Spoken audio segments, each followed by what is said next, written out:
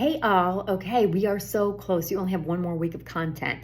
This week is really thick stuff. It's the neurocognitive and neurodevelopmental disorders, which I happen to know because I wrote the chapter. We are updating it, but I'll try and give you a sneak peek of that as we go through today.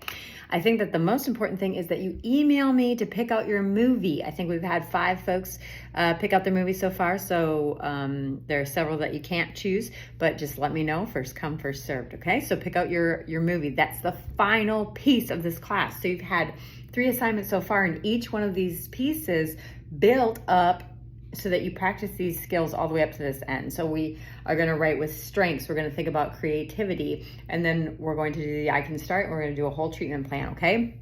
So this time we're going to do it for somebody who we are watching, we are observing, that we don't know the answers to, and we might not know, might not be able to ask the questions to, right? So take a look at slide 4 for some suggested movies, but there are plenty if you, 4 and 5 if you want to take a look. On slide 5, I put out different diagnoses. So if there's one particular one you were interested in, we have that too. Okay, so SMART goals, make sure that they're specific, measurable, attainable. They are relevant and they go with your theory. You're going to have to cite at least one in each of the short-term goals. Okay, so 1 long-term goal, 3 short-term goals for this paper. I put an I Can Start acronym in there, but your best bet is to go to D2L and listen to your feedback and find out what I said about your last paper. That's going to help you construct your next paper, okay?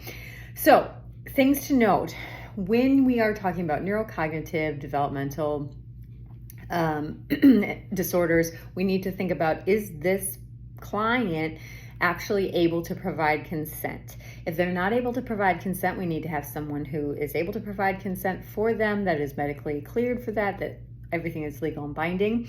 But these are things that don't go away, okay? These are pervasive, long-term things. And again, we're always going to look for the strengths. So when we look at intellectual disability, we think about folks who maybe have, when we think about the IQ, the intelligence quotient, something less than the mean. So our mean, 67% of Americans fall into the IQ range of 85 to 115. And then we have standard deviations of 15 points on either side of that. So the average IQ is 100. Anything under 85 we're looking at, and anything under 70, perfect. Certainly we're gonna look at that extra hard and figure out what can we do, how can we help this person develop using their strengths. Let's see. We want to talk about who has guardianship, right? If someone is not intellectually able to make their own decisions, who is their guardian? Who is their caregiver? We also want to think about making sure that that caregiver has psychoeducation about the stress of being a caregiver. There might be co-occurring issues. So just because they come wanting to talk about things with intellectual disability, they might also have anxiety. They might also have depression, etc. Autism spectrum disorder.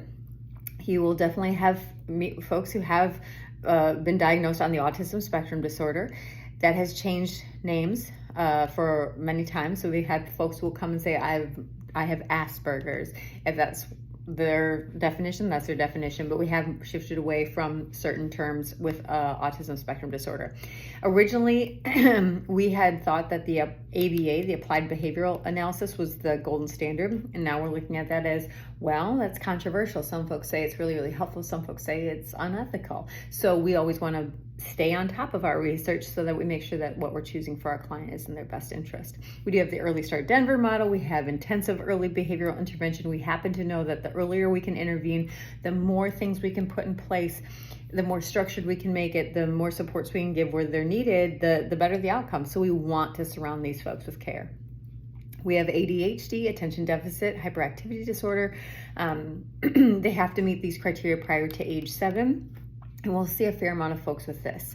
It is genetically, it has a genetic component, meaning if a child has ADHD, chances are that a parent or close family member also does. We have to look at how it impacts them, and it tends to impact different folks in different ways, but generally we'll see it across environments. Maybe they can't behave at home, but they can behave at school. Let's take a look at that. Maybe that's not it. Maybe that's just the structure of home, okay? how to treat it, make sure it's structured, make sure that we're allowing them to fidget. We have lots of tools these days to help make sure that we're getting out that body energy, but also getting out what we need to help them help themselves.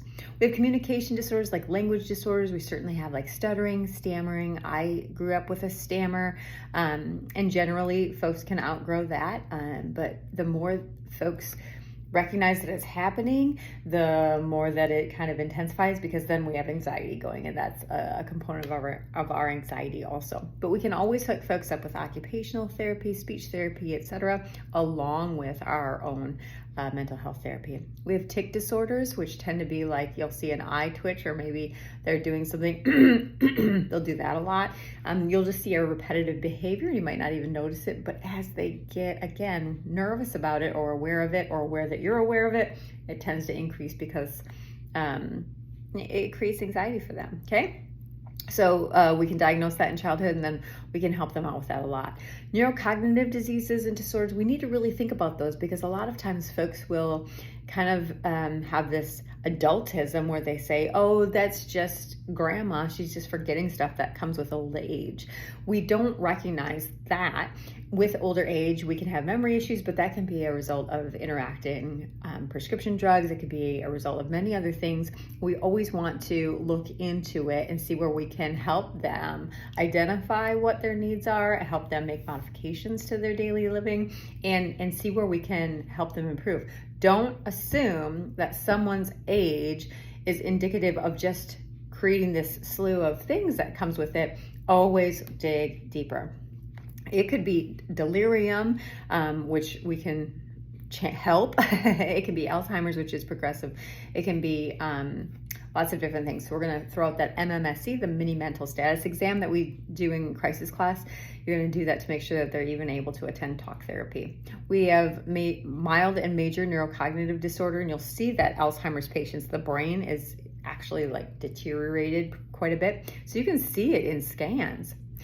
Overall, this week has got tons and tons of information and kind of scientific. Whenever you have a client, again, you're going to go back to the research, find out what the most recent research is, and go with that. We want to support our clients. They all have strengths. We want to identify those. We want to identify the current supports that they have, and then help add in the supports that they might not be aware of or might not have yet. We want to surround these folks so that they can live their best life too, like everyone deserves. All right, y'all, get started on that final paper. You make sure that you email me, and so you can get that movie, and let's get those started. I do not give edits for the final paper. You should be channeling my feedback through the whole semester, but you can always ask questions, okay? Take care. Enjoy your week. You are almost done. Keep pushing.